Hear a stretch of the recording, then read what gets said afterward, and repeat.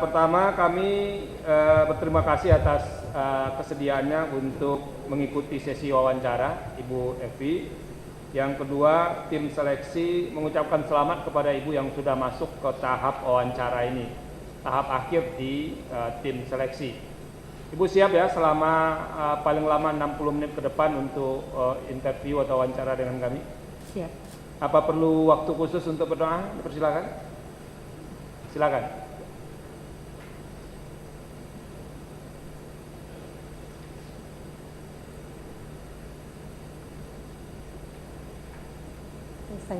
Oke, terima kasih. Pertama kita minta kesediaan Ibu Betty Ali Sahwana. Selamat siang Ibu Evi. Selamat siang. Saya kalau melihat CV Ibu ya, Ibu cukup panjang pengalamannya sebagai penyelenggara pemilu ya. Pernah di KPU Kota Medan 2 periode. Iya.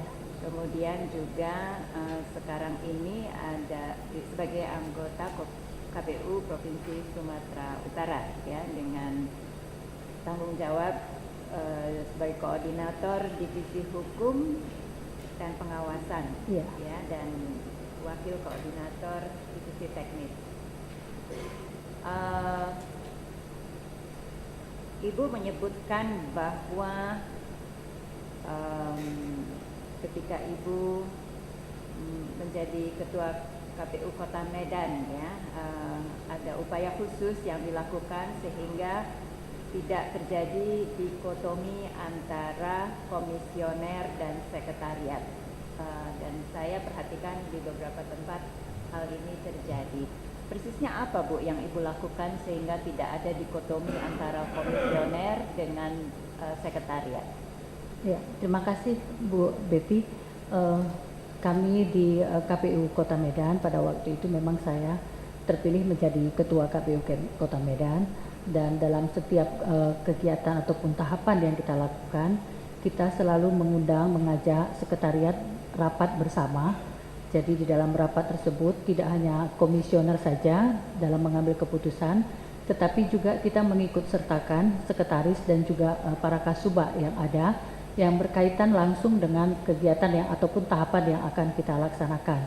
Nah, selanjutnya di dalam rapat tersebut kita terbuka untuk menerima masukan, saran yang tentu saja bagi sekretariat di KPU Kota Medan yang sudah yang terdiri dari para birokrat yang sudah terbiasa ya dengan pekerjaan-pekerjaan sekretariatan dan juga yang sudah punya pengalaman di dalam penyelenggaraan pemilu sebelumnya. Ini banyak masukan-masukan yang bisa kita terima dan jalankan, dan juga tidak terlepas juga kita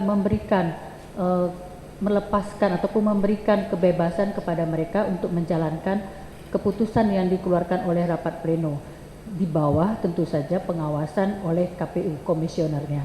Inilah langkah-langkah pertama yang kita lakukan. Ada rapat rutin yang selalu kita lakukan bersama-sama, sehingga tidak terpisah antara komisioner KPU dengan sekretariat. Kemudian juga kita banyak melakukan kegiatan-kegiatan yang di luar daripada urusan kantor, yaitu kegiatan-kegiatan makan bersama dan sebagainya, sehingga untuk menimbulkan rasa persaudaraan ataupun kekeluargaan di antara komisioner dan juga sekretariat, sehingga komunikasi kita menjadi cair dan lancar, sehingga kita berkomunikasi sudah seperti keluarga saja. Jadi kalau ada yang bermasalah di satu tempat, ini bisa diselesaikan bersama-sama, sehingga ada gotong royong yang muncul di dalam menyelesaikan pekerjaan yang berkaitan dengan tahapan. Dan itu di provinsi juga terjadi hubungannya baik dengan sekretariat? Iya, di Provinsi Sumatera Utara kita membangun juga sistem yang sama, di mana di dalam setiap minggu kita lakukan ada rapat rutin namanya. Di dalam rapat rutin ini juga kita melibatkan sekretariat. Jadi seluruh surat masuk maupun perintah dari KPU RI dan juga tindakan yang harus dilakukan baik berkaitan dengan. Baik Ibu, hanya jadi koordinasi itu terjadi dengan baik. Ya. Baik, Ibu menuliskan bahwa integritas Ibu 100% ya, Iya. skor integritas. Yakin Bu 100%? Ya, saya yakin karena saya menjalankan tahapan dan menjalankan mengelola KPU sejak dari bawah juga. Saya selalu berdedikasi dengan tugas yang diberikan kepada saya dan menjalankan wewenang sesuai dengan apa yang diamanatkan dalam aturan, tidak melebihi kewenangan yang diberikan, dan juga saya membatasi diri di dalam pergaulan dan juga berkomunikasi dengan pihak-pihak di luar daripada KPU maupun penyelenggara. Ini saya lakukan. Begitu juga saya menunjukkan dalam keseharian saya bertugas di KPU, saya selalu sepenuh waktu memprioritaskan pekerjaan saya dan tidak bisa diintervensi. Dan saya menganggap diri saya adalah paling mudah di dalam mengambil keputusan karena tidak perlu mempertimbangkan hal-hal lain yang selain daripada aturan dan tahapan yang berjalan. Baik, ini ada beberapa laporan masyarakat ya yang saya ingin konfirmasi kepada Ibu. Ini ada yang pertama ya, kami memperoleh testimoni dari narasumber bahwa ketika Ibu Evi menjabat Ketua KPU Kota Medan, acap kali menunjuk langsung perusahaan tertentu yang memenangkan proyek KPU tanpa melalui mekanisme yang dibenarkan. Bagaimana komentar Ibu? Oh, tidak ada seperti itu, Bu. Karena bisa dicek langsung perusahaan-perusahaan yang ada yang bekerja sama menjadi rekanan di KPU Kota Medan itu tidak ada satupun yang berhubungan dengan saya, keluarga maupun teman-teman saya. Itu sudah jelas karena bagian daripada pengadaan terkait dengan pekerjaan pengadaan penunjukan itu dilakukan oleh sekretariat langsung, tidak ada kaitannya dengan saya. Dan itu kemudian juga di dalam tahapan yang berkaitan pelelangan dan pengadaan semua dilakukan terbuka, tidak ada bisa ditunjuk karena Kota Medan itu kan besar, Bu.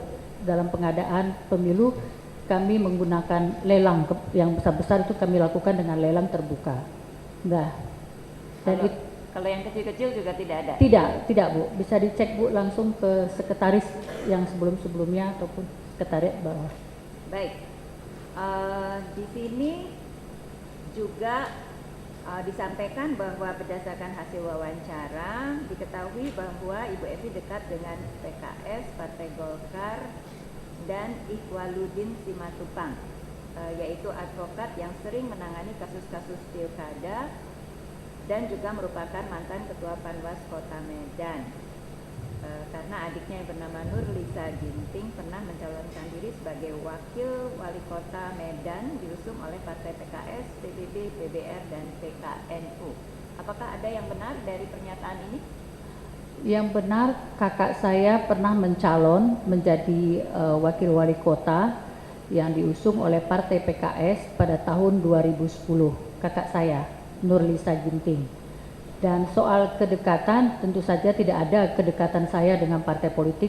Semua partai politik saya layani dan saya perlakukan sama dan tidak ada perbedaan. Hanya memang kebetulan kakak saya pada waktu pencalonan tahun 2010 itu diusung oleh partai PKS. Itu saja, Bu. Pada waktu kakak Ibu Nur Lisa Ginting itu mencalonkan, Ibu waktu itu posisi Ibu sebagai apa? Ketua. Sebagai Ketua KPU Medan. Ya. Dan itu pemilihannya berlangsung. Berlangsung. Bagaimana posisi Ibu ketika ada potensi konflik kepentingan seperti itu? Iya, pertama yang kami lakukan di KPU Kota Medan, saya itu tidak secara langsung mengumumkan, tetapi sudah dipublikasikan dan saya sudah ditanya oleh wartawan dan itu ada di dalam media. Bahwasanya saya mengumumkan kakak saya memang mencalon menjadi calon wali kota pada pilkada. Kemudian kami membangun mekanisme di internal pada waktu proses penerimaan pendaftaran dan penelitian berkas, yaitu di mana saya tidak memegang berkas yang berkaitan dengan pencalonan kakak saya dan itu dilakukan oleh teman yang lain, komisioner yang lain.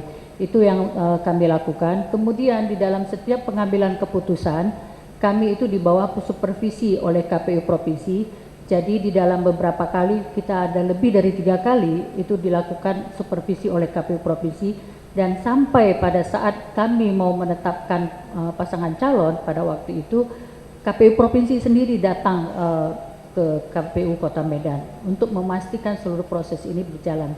Dan pada waktu itu memang saya ada diperiksa oleh Bawaslu RI, langsung turun karena ada pengaduan dari salah satu calon yang pada waktu itu dicoret, dan saya diperiksa terkait dengan konflik kepentingan tersebut.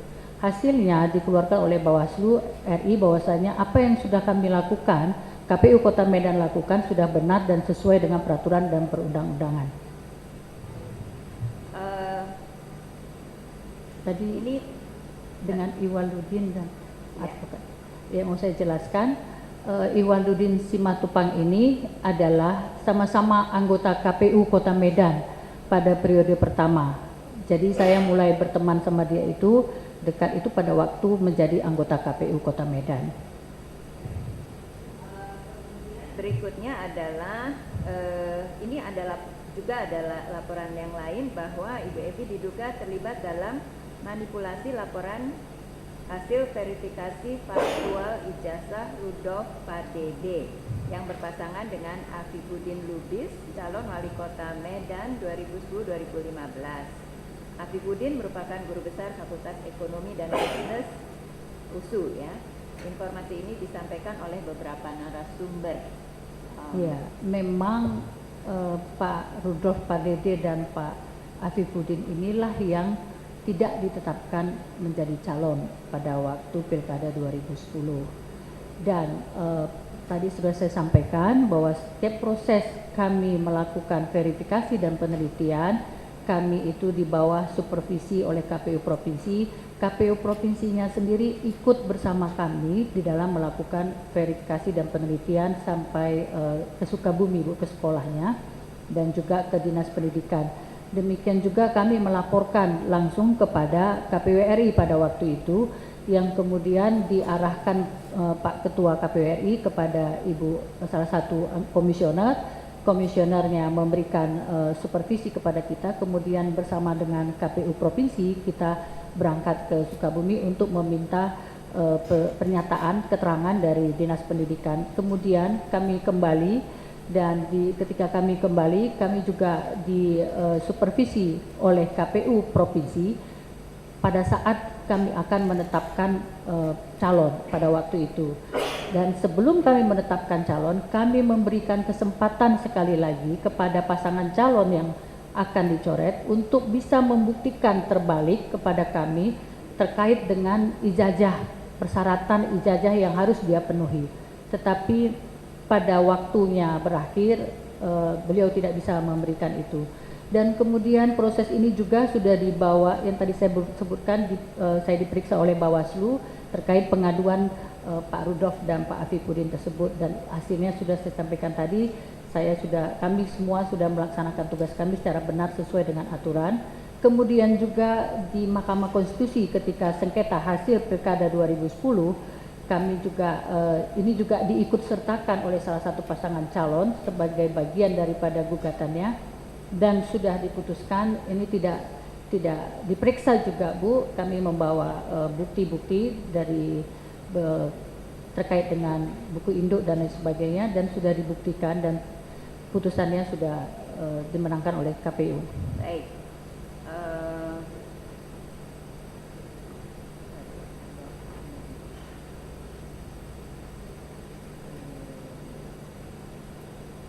Oke, ini juga ada satu lagi ya, bahwa Ibu diduga memiliki kedekatan dengan Budiman Panjaitan ya, politisi dari Hanura. Apakah itu betul? Kayaknya Pak Budiman itu barangkali bukan dari Partai Hanura, Bu. Oh. Dia anggota dewan, Bu.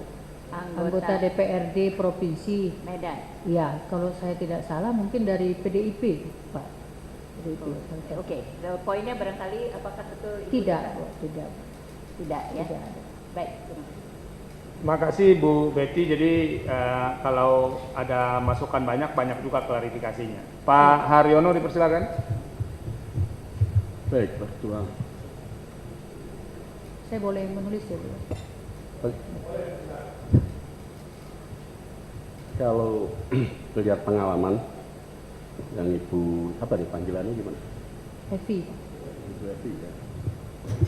Sudah pernah 2 kali di sana, pasti mengetahui persis ya persoalan-persoalan KPU Provinsi dalam hubungannya ke atas dengan KPU RI, dalam hubungannya ke bawah dengan kabupaten atau kota. Pengalaman-pengalaman itu kalau kemudian nanti akan jadi anggota, kira-kira bisa untuk memperbaiki persoalan apa itu?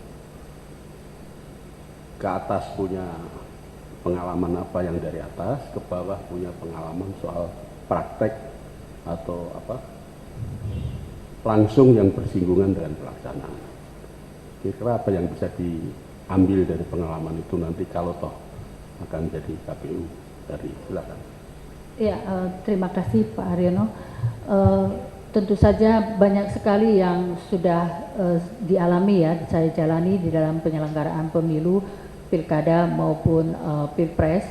Ini menjadi pengalaman selama saya menjadi anggota KPU maupun ketua KPU Kota Medan yang berada di pada tataran implementator, pelaksana undang-undang dan peraturan yang berkaitan dengan pemilu.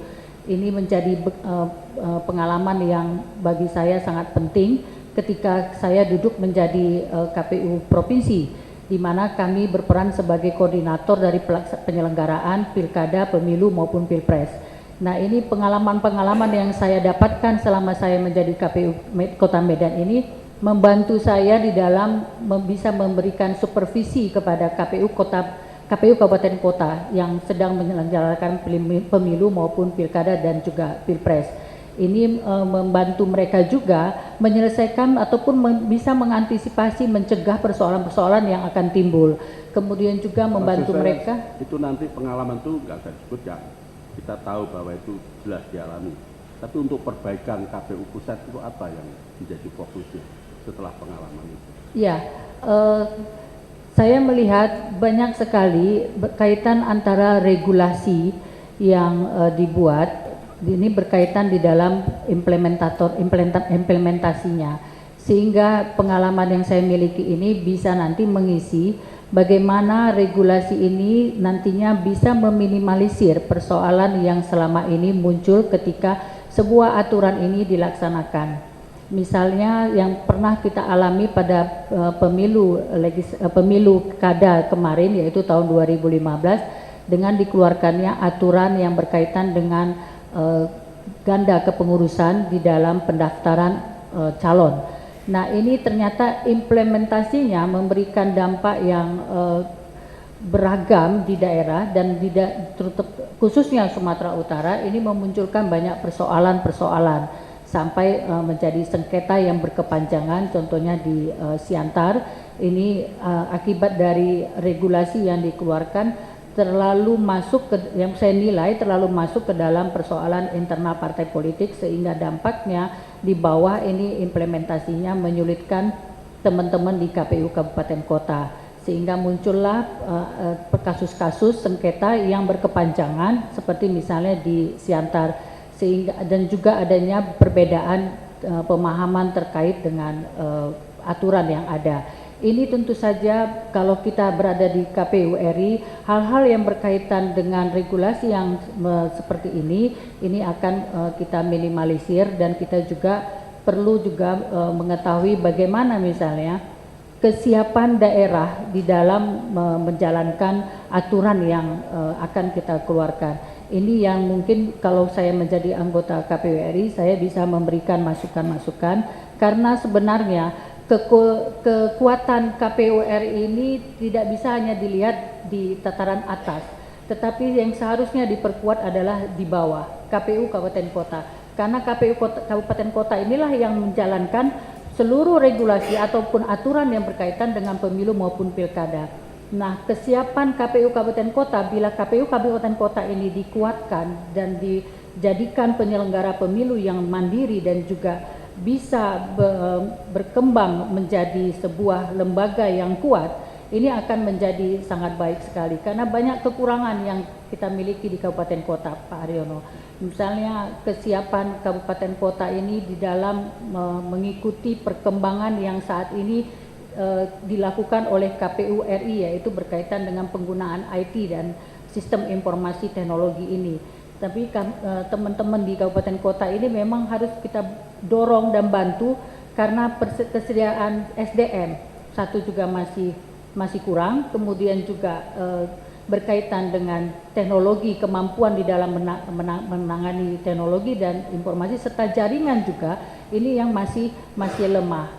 Bagaimana kita bisa memperkuat KPU Kabupaten Kota untuk mendorong apa yang menjadi kebijakan daripada KPU RI ini bisa dilaksanakan dengan cepat dan respon yang baik, sehingga apa yang menjadi kebijakan KPU RI ini bisa langsung dilaksanakan sehingga tidak ada kendala-kendala yang selama ini dihadapi oleh teman-teman KPU Kabupaten Kota.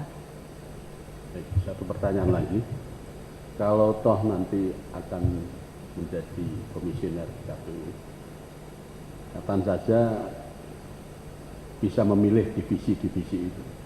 Divisi apa yang Bu? Saya akan memilih divisi teknis penyelenggara. Teknik penyelenggara. Kenapa begitu? Karena saya tentu saja selama saya menjadi implementator, saya berkecimpung di dalam teknis penyelenggaraan pemilu di tingkat bawah yang langsung dalam pelaksanaan teknisnya. Dan saya menganggap saya mampu di dalam manajemen teknis yang selama ini diterapkan. Kemudian juga sekarang ini saya memegang divisi hukum dan pengawasan, walaupun sebenarnya saya tidak berasal dari orang hukum, Prof. Jadi saya menganggap pengetahuan saya terkait dengan teknis penyelenggaraan ini bisa dimanfaatkan oleh ketika nanti saya menjadi KPU. Ada kritik nggak tentang teknis penyelenggaraan yang sekarang dilakukan oleh KPU kita? Iya, KPU di dalam membuat aturan dan terkait dengan teknis penyelenggaraan sudah jauh lebih baik dan sudah bisa menjawab persoalan-persoalan yang berkaitan dengan pelaksanaan teknis. Tetapi kekurangan kita ini masih perlu ditingkatkan adalah bagaimana kita bisa melakukan bimbingan teknis bersama-sama dengan Panwas, sehingga di dalam nanti menjalankan peraturan KPU tidak ada perbedaan tafsir oleh Panwas ya di dalam pelaksanaan terkait dengan tahapan maupun teknis penyelenggaraannya, sehingga ada satu pemahaman yang sama sehingga bisa memberikan kepastian hukum kepada peserta di dalam penyelenggaraan pemilu maupun pilkada. Terima kasih Pak Haryono. Pak Ramlan dipersilakan. Pilkada Kota Medan tahun 2010, kalau tidak salah diikuti 10 pasang calon ya. Iya Pak. Ya. Itu kalau ini saya belum pernah bertanya kepada Evi di luar, tapi waktu itu Pak Rudolf Pardedet itu mengerahkan massa mendemo KPU Kota Medan gitu. Itu gimana? Ya, setiap hari Pak ya. Mendemo kita. Jadi ya setiap hari juga saya menghadapi demo itu, keluar bertemu mereka, mendengarkan dan menjelaskan apa yang keputusan yang diambil oleh KPU Kota Medan pada waktu itu.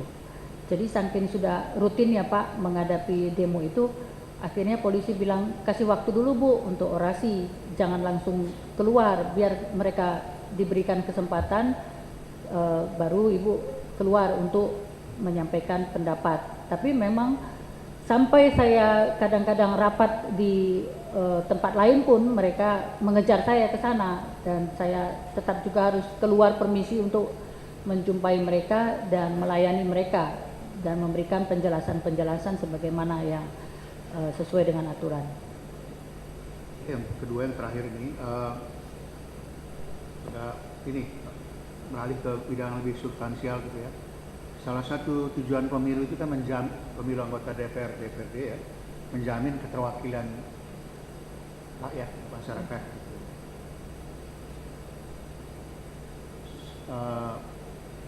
Di Jawa Barat, di Banten itu ya, ada Kabupaten Lebak. Itu suku Baduy ya, Baduy luar itu sama sekali tidak terwakili di DPRD Kabupaten Lebak. Jumlah mereka cukup banyak. Kalau Evi nanti terpilih jadi anggota KPU, itu kan salah satu tugasnya kan penataan daerah pemilihan. Yang bagaimana apa yang akan dilakukan oleh Evi untuk menjamin keterwakilan berbagai kelompok etnik ini, terutama pada level kabupaten. Kalau di Papua itu praktis tidak pernah ada keluhan, karena saya Bupalinya di KPU itu di Papua itu kalau satu distrik itu sudah bisa 3 kursi langsung ditetapkan sebagai dapil. Tapi daerah lain kan dulu kita arahkan 6 atau lebih. Nah, pertanyaan saya, apa yang akan dilakukan oleh Evi dan teman-teman di KPU untuk menjamin keterwakilan kelompok-kelompok etnik itu terutama di level DPRD kabupaten? Ya, terima kasih Pak Ramlan. Tentu saja perlakuan terhadap etnik-etnik yang suku-suku yang masih seperti Baduy, kemudian juga di Sumatera Barat juga ada ya Pak ya.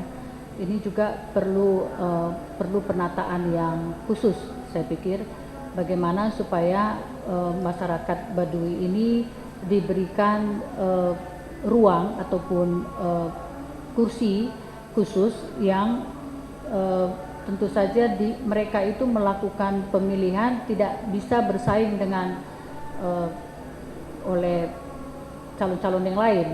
Maka kita harus bisa memberikan kesempatan kepada mereka untuk memilih pemimpinnya dari masyarakat mereka sendiri, dan kursi-kursi di DPR ini seharusnya juga diberikan khusus kepada masyarakat yang secara etnik maupun termarginalkan. Ini perlu diberikan tempat untuk bisa terwakili di DPR ataupun di DPRD, sehingga keterwakilan ini tidak hanya bicara soal keterwakilan one man one vote, tetapi juga bisa memberikan keterwakilan kepada etnis tertentu maupun masyarakat tertentu yang perlu diberikan ruang sementara untuk mereka bisa terwakili.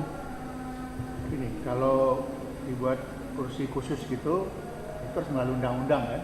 Iya. Dan itu bukan otoritas KPU. Tapi sepanjang masih dalam otoritas KPU, apa yang bisa dilakukan? Itu kan contoh konkret juga. Kalau diberi jatah kursi itu harus melalui undang-undang, seperti Pak. Perempuan gitu misalnya ada undang-undang.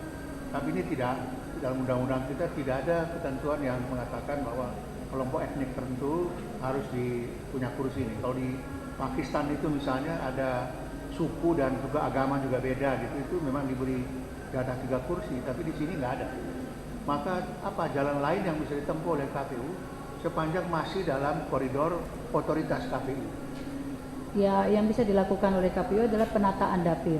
Penataan dapil yang dapilnya nanti ditata sesuai dengan kedekatan geografis, dimasukkan ke dalam penataan dapil tersebut, tetapi tentu saja diberikan kursi yang jatah kursi yang lebih besar untuk bisa misalnya diberikan kesempatan kepada mereka bisa mengusung dan terpilihnya wakil dari mereka.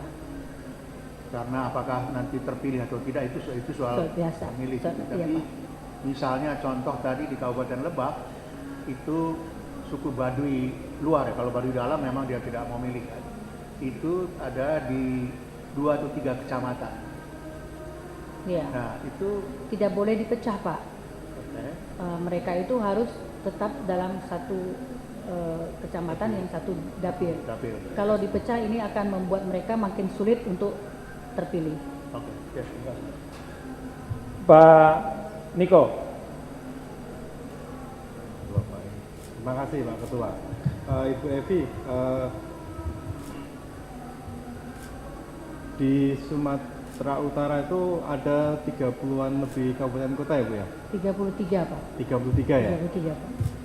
33. Ibu sudah berkunjung semua Bu? Sudah saya kunjungi Pak.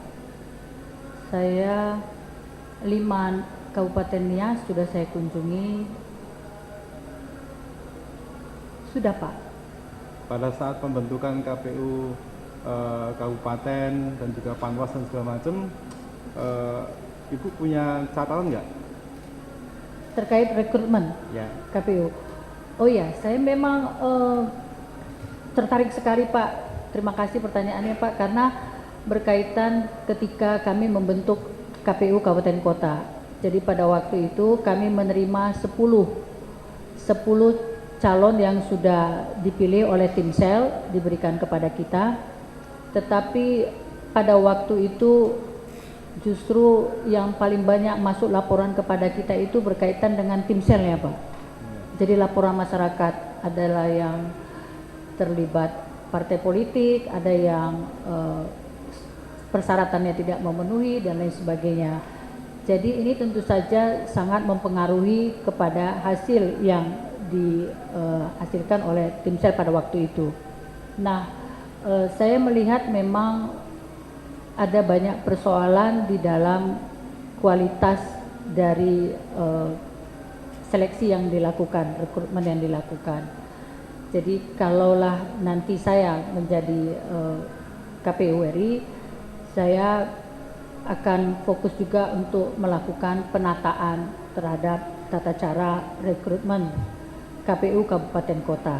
Karena ketika rekrutmen itu diberikan kepada pembentukan timselnya kepada masing-masing daerah, ini dibentuk timsel kan setiap daerah 33 kabupaten kota punya timsel. Nah, SDM yang berkaitan untuk mendapatkan timsel yang berkualitas ini di daerah masih sangat sulit Pak, masih susah didapatkan. Sehingga hasil yang tentu saja diharapkan juga tidak bisa kita berharap banyak. Nah, oleh karena itu penataan rekrutmen, tata cara rekrutmen nantinya saya harapkan bisa dilakukan dengan menggunakan rayon. Jadi ada berapa zona mungkin yang dibuat Pak, 3 atau 4, mungkin bisa sampai 5 zona, sehingga timsel yang terbentuk itu karena tentu saja di ibu kota provinsi kebanyakan SDM yang berkualitas. Jadi timsel ini bisa kita rekrut hanya di dalam beberapa zona sehingga kualitas timselnya juga bisa lebih baik. Kemudian juga kita tentu saja berharap dengan kualitas timsel yang ada ini juga bisa menghasilkan rekrutmen yang baik juga. Tapi juga kaitan dengan proses tahapan daripada seluruh rekrutmen ini juga perlu dilakukan perombakan-perombakan yang signifikan, yang tentu saja saya melihat bagaimana proses ketika saya mengikuti seleksi KPU RI ini juga saya melihat memang cukup baik ya Pak ya, sangat baik, sehingga ini perlu diikuti di dalam rekrutmen di tingkat bawah nantinya. Demikian Pak. Apakah selama ini juga melakukan kerjasama dengan masyarakat kampus Bu? Ibu kan dari kampus juga dulunya, dari Iya, USU Pak. kan. Di Sumatera Utara kan banyak kampus-kampus bagus Bu. Di Iya Pak. Bali juga ada, di beberapa daerah yang lain. Iya, memang rekrutmennya sudah bekerja sama dengan perguruan tinggi Pak. Tapi karena pada waktu itu kan pembentukan timsel kami belum menjadi anggota KPU provinsi Pak. Pada waktu itu kan belum, tetapi dampak yang kami lihat hasilnya itu menimbulkan persoalan-persoalan, sehingga pada waktu rekrutmen itu akhirnya kebanyakan waktu kami itu meminta klarifikasi kepada timsel yang sudah berjalan, karena hasilnya timselnya dipersoalkan, tentu hasilnya juga dipersoalkan oleh banyak masyarakat. Itu Pak yang kami alami.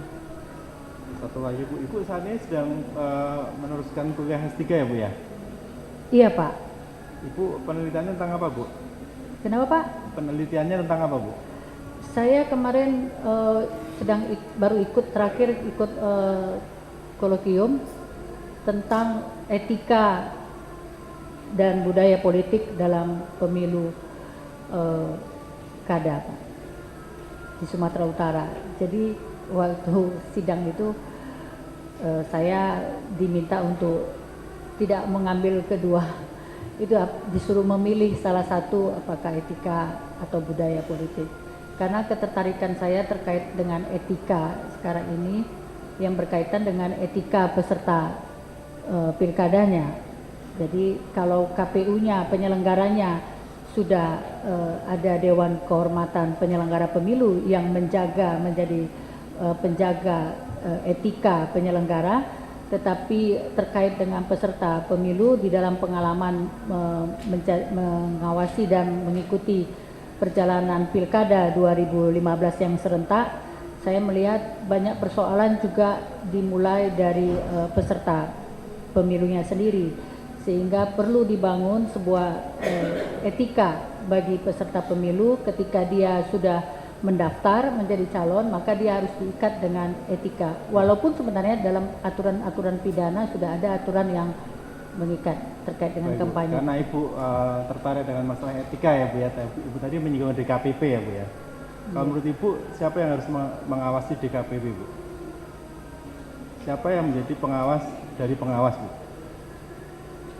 DKPP, saya pikir DKPP kan sudah dipilih dari orang-orang yang berintegritas, independen. Unsur-unsur yang masuk di dalam DKPP itu juga ada unsur KPU dan unsur Bawaslu, dan karena ini terkait dengan etika, saya pikir tentu saja yang mengawasi itu adalah masyarakat. Masyarakat bisa misalnya melakukan pengawasan terkait dengan apa yang dijalankan ataupun dilakukan oleh DKPP, termasuk juga hasilnya, karena tentu DKPP bertanggung jawab kepada masyarakat dalam hal ini berkaitan dengan kinerja yang mereka lakukan. Cukup, Profesor Komarudin Hidayat. Terima kasih. Saya akan lihat dari sisi human interest saja ya. Apa yang mengasihkan Anda di KPU itu rasanya? Anda happy tidak di KPU itu? Saya happy Pak. Apa itu yang membuatnya happy? Ya karena bekerja ketika kita menjalankan KPU ini, ternyata saya pertama sekali memang saya masih apa ya Pak ya, waktu tahun 2003 masih terkejut juga Pak berhadapan dengan partai politik dan sebagainya. Tapi kemudian saya melihat ternyata ketika kita menegakkan aturan, menjalankan aturan dengan baik dan benar, punya pengaruh terhadap partai politik. Kemudian ketika kita sudah menyelesaikan tahapan dan menghasilkan hasil pemilunya ada, kita juga bisa berbangga, ternyata kita bisa sudah berbuat menjaga suara yang diberikan rakyat itu ada ternyata peran saya, dan ini menjadi kemudian membuat saya menjadi seperti terus ingin melakukan hal-hal yang sama juga. Bagaimana ketika saya ada di sini, saya tentu harus berpengaruh dan bisa melakukan sesuatu dengan apa yang menjadi keputusan saya itu saya lakukan dengan benar gitu, terlepas dari persoalan yang dihadapi. Ada nggak satu pengalaman best practice yang bagi Anda sangat mengesankan sebagai sebuah achievement? Misalnya apa? Ya ketika misalnya keputusan-keputusan yang kami buat, walaupun di luar ya orang sudah ribut dan lain sebagainya menuduh kita, terutama ketika saya pilkada 2010 Pak, tentu saja pembunuhan karakter terhadap saya itu terjadi habis-habisan, padahal masyarakat tidak tahu keputusan yang dikeluarkan oleh KPU itu bukan oleh ketuanya, bukan saya sendiri yang mengambil keputusan itu, karena kami mengambil keputusan kolektif kolegial. Apa Jadi, waktu itu tuduhan yang dialamatkan sebagai pembunuhan karakter itu? saya kejam lah, otoriter dan lain sebagainya, itu muncul gitu Pak. Jadi sampai ada yang menyebutkan saya itu ratu paling kejam di dunia, itu sebutannya kepada saya gitu. Padahal saya kan tidak mengambil keputusan itu sendiri, tetapi kami mengambil keputusannya bersama. Cuman karena saya ketua, saya menjadi corong kepada publik. Inilah yang kemudian ketika kami diperiksa, kami bisa membuktikan ternyata kami itu bekerja sudah benar dan Iya. sesuai dengan aturan. Pertanyaan ini penting ya, kerja dengan happy atau tidak itu ya, karena mempengaruhi stamina, antusiasme ya. Iya, iya. Sebab kalau orang itu kerja tidak ada antusiasme itu tidak akan maksimal. Betul Pak. Tapi kadang-kadang melupakan yang lain. Nah, terus bagaimana Anda memanage emosi waktu dengan keluarga? Ya memang kalau sudah datang tahapan Pak, namanya melihat wajah suami pun sudah jarang Pak. Oh iya. Ya sudah jarang. Jadi Ntar dia suami lihat wajah orang. ya mudah-mudahan tidak Pak, dijauhkan Allah. Jadi cara saya memanage adalah ketika misalnya kalau hari Minggu kita tidak ada kegiatan, nah, saya itu berusaha untuk menghabiskan waktu bersama. Jadi misalnya pergi bersama beliau ke undangan dan lain sebagainya, itu kita manfaatkan. Nah kalau ada kebetulan ada anak, kita pergi bersama-sama untuk kadang-kadang sudah pulang misalnya maghrib pulang, dia bilang ada film bagus karena dia tahu saya hobi menonton, kita pergi menghabiskan waktu untuk menonton film dan lain sebagainya. Dan komunikasi via telepon itu kita lakukan misalnya kalau mau makan siang atau mau pulang kerja. Ya. Gini, salah satu agenda atau problem atau tantangan perempuan karir itu kadang-kadang kan keluarga. Andaikan Anda misalnya nanti di Jakarta, kira-kira problem apa yang muncul dan bagaimana itu mengatasinya? Ya karena selama ini sejak di KPU provinsi Pak, waktu saya itu kan banyak juga keluar kota. Ya. Jadi saya memang sering meninggalkan suami, sehingga tetapi yang paling penting adalah kita sudah komitmen saling mendukung dan memberikan ketenangan kepada masing-masing dalam bekerja. Artinya ada kepercayaan yang sudah dibangun dan tidak ada kecurigaan, tidak menimbulkan kecurigaan. Kemudian juga di dalam menjalankan tugas kita hanya fokus kepada pekerjaan kita. Kemudian untuk terkait dengan kalau saya berada di Jakarta, ini juga sudah kami bicarakan. Jadi suami yang akan ke Jakarta, karena beliau juga bekerja sering juga ada perjalanan ke Jakarta. Nah, tapi ketika nanti dia tidak bisa, pada waktu saya luang, saya yang akan datang ke Medan. Jadi punya semacam moto hidup. Dia Apa? hidup adalah perjuangan. Jadi Anda harus berjuang terus untuk menjalani hidup Anda. Jadi tidak ada waktu untuk diam. Nah terakhir, apa yang Anda persepsikan, bayangkan KPU pusat itu beberapa daerah, apa sih yang muncul kalau sebut anggota KPU di pusat itu? Mungkin gayanya, intelektualnya, hidupnya, apa yang terbayang? Kalau di daerah menggambarkan KPU RI itu sudah pastilah orang-orang yang terpilih. Tetapi terkait dengan gaya dan apanya, kelihatannya anggota KPU RI biasa-biasa saja Pak. Dari segi gaya dan penampilannya, tetapi tentu saja jangan dilihat Pak kalau misalnya anggota KPU RI sudah berpidato, berbicara soal pemilu dan lain sebagainya, semuanya meyakinkan Pak. Tidak ada yang nggak meyakinkan. Oke, bagus. Dan mudah-mudahan saya juga bisa meyakinkan gitu Pak, nanti ketika sudah terpilih. Iya, makasih. Bu Evi, ini pertanyaan. Ya Pak. Ini kan salah satu yang jadi pusat perhatian kita ya, terutama tim seleksi. Ini kalau orang baru jadi pejabat lalu menikmati betul fasilitas jadi pejabat itu. Iya Pak. Nah, Kita ini kan secara hukum tahu kalau Ibu terpilih menjadi anggota KPU itu kan penerbangan misalnya bisa menikmati fasilitas bisnis. Apakah Ibu akan meneruskan itu atau mengubah cara yang seperti ini? Ya, memang kalau duduk di bisnis itu enak Pak. Saya pernah rasakan gara-gara saya karena tempat duduk penuh, akhirnya saya tiba-tiba mendapat keberuntungan saya di-upgrade ke bisnis.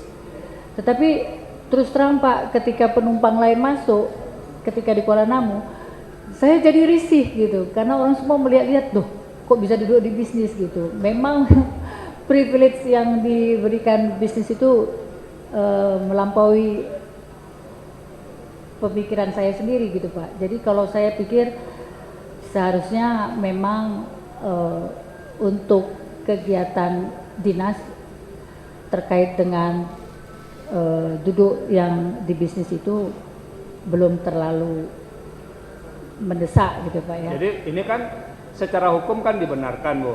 Jadi fasilitasnya, perjalanan dinasnya bisnis. Ibu mau menggunakan atau mau dengan cara yang sudah lah ngapain betul di bisnis, yang penting kan bisa sampai. Iya. Yang mana yang mau dipilih? Ya saya pikir yang penting bisa sampai Pak. Walaupun nanti misalnya sekretariat mengatakan Bu ini hak Ibu begitu. Iya. Apanya yang iya? Mudah-mudahan. Apanya yang iya yang mudah-mudahan ini? Iya, saya yang penting bisa sampai Pak. Enggak, ini Karena bertegas-tegas ini sebetulnya. iya Pak, yang tadi itu saya bilang. Yang mana ini? Yang penting bisa sampai, tidak perlu misalnya mendapatkan mau menggunakan tetap fasilitas bisnis atau misalnya sudah tidak perlu. Kalau saya terpilih nanti walaupun secara hak bisa bisnis akan menggunakan fasilitas ekonomi, yang mana yang pilih? Yang menggunakan fasilitas ekonomi biasa saja Pak. Oke, jadi kita lihat nanti ya kalau Ibu terpilih. Ya insya Allah Pak. Iya. Oke, Pak Hamdi, cukup. Pak Erwan, masih ada waktu. Ya, silakan satu Pak Erwan. Terima kasih Ketua. Selamat siang Bu Evita ya. Tadi ada banyak sekali klarifikasi dari Bu Betty ya terkait dengan posisi Ibu sebagai komisioner dan pernah jadi ketua KPU. Nah, kalau nanti Tolong dimatikan. Ini di atas. ada suara lain nih, suara dari langit.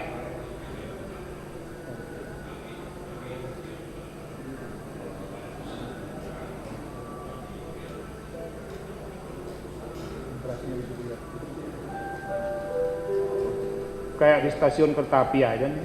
Silakan Pak Erwan. Terima kasih Pak Ketua. Jadi tadi terkait klarifikasi dan sebagainya.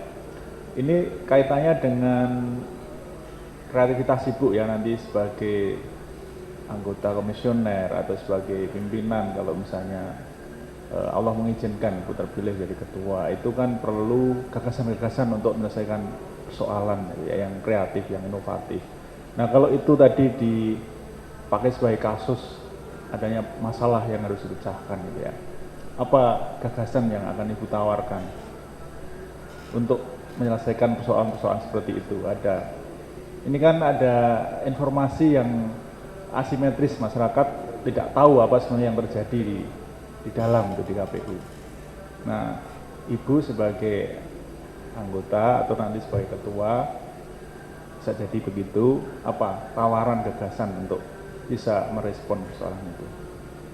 Ya, tentu saja KPU kalau terkait dengan tahapan ataupun keputusan yang diambil, ini tentu saja harus bisa mensosialisasikannya dengan baik.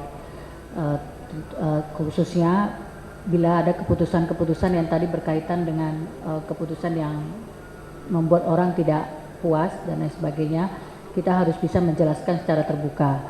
Nah, kemudian terkait dengan bagaimana kita bisa mencerdaskan masyarakat ya dalam hal ini agar menghindari persoalan-persoalan tidak selalu muncul berulang-ulang. Ini tentu saja KPU harusnya diberikan kewenangan yang lebih di dalam bisa memberikan pendidikan politik kepada masyarakat. Jadi kalau sekarang saat ini Pak Erwan, karena kami melihat misalnya partisipasi pemilih ada kecenderungan yang menurun terus, dan dalam mempersiapkan diri untuk menghadapi Pilgub 2018 dan juga ada 8 kabupaten kota yang akan bersama-sama serentak untuk pilkada, kami menggerakkan KPU kabupaten kota pada saat ini untuk melakukan kerjasama dengan pemerintah daerah, melakukan sosialisasi dan pendidikan pemilih, baik itu bekerja sama dengan Pemda dan juga kepada sekolah-sekolah yang berkaitan dengan pemilih pemula dan juga berkaitan dengan segmen-segmen masyarakat. Maaf, ini kalau saya potong ya Bu ya, kalau di level nasional nanti kan, ini tadi contoh persoalan saja, kalau kita definisikan misalnya sebagai persoalan transparansi, kami sebenarnya ingin tahu agar KPU itu lebih transparan, itu bagaimana kita membuat program, membuat inisiatif baru yang masyarakat bisa tahu apa yang dikerjakan oleh para komisioner KPU, juga bagaimana membuat keputusan atau kebijakan yang transparan, partisipatif seperti itu. Itu yang kami bayangkan respon dari Bu Evita. Ya, saat ini sebenarnya KPU RI sudah membangun sistem informasi ya, keterbukaan, transparansi sudah cukup baik, jauh daripada yang sebelumnya, dan ini kita sudah terbuka karena ada sistem informasi terkait dengan penghitungan suara, sistem informasi data pemilih yang bisa diakses siapa saja, dan juga terkait dengan sistem informasi tahapan. Seluruhnya ini menjadi bagian daripada program KPU RI yang tentu akan kita lanjutkan nanti ketika kita berada di KPU RI. Dan selanjutnya juga kita juga sudah mempunyai PPID, pejabat informasi ya, terkait dengan keterbukaan informasi, sehingga siapapun yang membutuhkan data-data maupun informasi itu sudah ada di masing-masing KPU sampai ke bawah. Dan juga bagaimana kita akan membangun, nah ini yang memang masih kurang, yaitu kita mengandalkan laman KPU selalu di dalam setiap tahapan. Jadi ketika kita mau melakukan transparansi, kita mengatakan di semua ada di laman KPU. Tetapi ketersediaan anggaran dan fasilitas yang memungkinkan untuk KPU bisa membuat keterbukaan di semua website sehingga lebih mudah bagi masyarakat untuk bisa mengakses, ini memang masih kurang pada saat ini. Inilah yang perlu didorong, bagaimana KPU bisa memfasilitasi daerah juga untuk bisa membuka websitenya masing-masing. Ini sebenarnya sangat penting Pak bagi KPU, karena setiap di dalam aturan tahapan ini semuanya diumumkan di laman KPU, tetapi kita belum mempunyai, seluruh KPU itu belum tersedia laman KPU-nya di masing-masing kabupaten kota. Itu yang tadi saya sampaikan, bagaimana kita melakukan penguatan di kabupaten kota dan daerah melalui memenuhi kebutuhan-kebutuhan, fasilitas dan lain sebagainya. Cukup ya, Pak Heron? Cukup Pak Ketua. Terima kasih. Ini mohon maaf kepada pemantau, nggak ada waktu untuk pemantau karena waktunya cuma 3 menit, padahal masih ada yang mau ditanyakan. Ibu Evi, kalau Ibu terpilih menjadi salah satu calon anggota terpilih menjadi anggota KPU nanti, itu kan baru 1 orang dari 7 orang. Siapa sih 6 lain di antara 35 nama yang bisa bekerja sama dengan Ibu? Paling tidak penilaian subjektif Ibu Evi. Silakan. Terima kasih. Yang pertama tentu saya menyebut nama saya sendiri Pak. Iya itu sudah pasti. Enggak, dari perlu nama disebut aja ya. lagi. Makanya saya tanya 6 yang lain. Oh iya, 6 lain Pak. Iya. Baik, pertama Ibu Ida Budiati. Oke. Kemudian Pak Ferry Rizkiansah. Ferry Rizkiansah, oke. Ya, Pak Arif Budiman. Arif Budiman. Pak Sigit Pamungkas. Sigit Pamungkas. Pak Hasyim Asyari. Hasyim Asyari. Kemudian Ibu Handi Mulyaningsih Handi dari Mulyaningsih. KPU Lampung. Oke. Saya tahu masing-masing. Sudah nggak perlu nggak komentar. perlu. Ya, tidak perlu komentar. Terima kasih. Ibu Evi, ini ada apa? Pernyataan, silakan baca. Kalau berkenan diisi datanya secara lengkap dan ditandatangani, kemudian dibacakan secara keras di mic yang tersedia.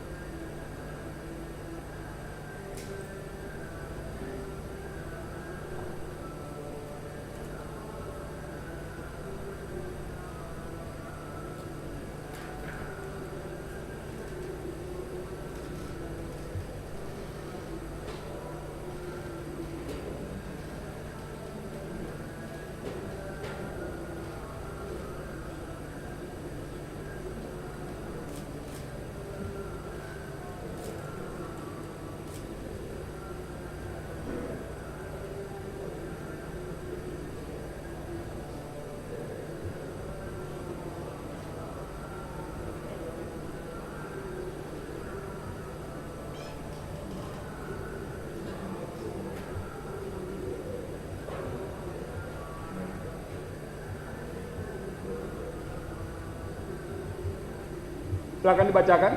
Ya, surat pernyataan saya yang bertanda tangan di bawah ini, nama lengkap Evi Novida Ginting Manik, nomor 114 KPU, alamat Komplek Tasbih Blok SS nomor 99, Medan Selayang, Medan, menyatakan apabila terpilih menjadi salah seorang calon anggota KPU Komisi Pemilihan Umum KPU RI yang diusulkan oleh Presiden kepada DPR RI, bahwa saya tidak akan melakukan kegiatan penggalangan dukungan politik yang berpotensi mempengaruhi dan garis miring atau merusak integritas dan independensi KPU RI sebagai penyelenggara pemilu. Yang membuat pernyataan Jakarta 24 Januari 2017, Evi Novida Ginting Manik. Ditandatangani, Pak. Terima kasih Bu Evi atas waktunya, dan kita sangat menghargai dan mengapresiasi atas kehadirannya untuk sesi wawancara ini. Proses berikutnya akan menunggu perkembangan di Timsel, tapi kami mendoakan Ibu baik-baik saja dan bisa kembali bekerja seperti sedia kala. Terima kasih, kita sudahi sesi pagi menjelang siang ini. Billahi taufik wal hidayah, selamat siang, Assalamualaikum warahmatullahi wabarakatuh.